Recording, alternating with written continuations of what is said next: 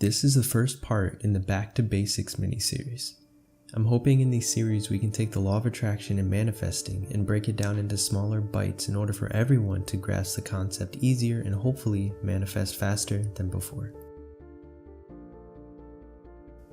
We're going to talk about the playing field, reality, what you see as reality out there, what your eyes see, what you feel, what you touch, what you smell, out there, right?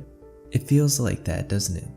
It feels outside of you, like you're part of it, but not at the same time. What you see out there is actually inside you. The real out there is just energy waves or code, like zeros and ones, depending on your belief of reality, but it's all the same thing. So what you see on this playing field is really just energy waves that are being translated by your energy translators, your senses. Your body reads the code of the universe, then translates that code into a sense so that we can experience this world more deeply. So now that you know that the playing field is actually inside you, you can better understand how to manipulate it. Your thoughts directly manipulate this field. If you look up the double slit experiment, and I know I bring this up a lot, but if you truly understood it, you'd be amazed.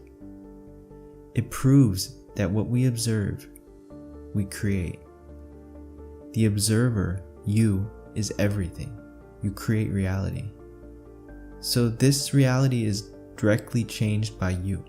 So what you see on this screen of life is all of your making. Sure, there are some things out there like trees and default energies that are there to keep up this simulated reality, so to speak. But the added on stuff that comes into your life that affects you directly is all your thinking. This is essential if you want to learn to manifest what you want more and more consistently, because you'll need to play with this field for the rest of your life. So it's good to get acquainted and know that you have direct control over it all.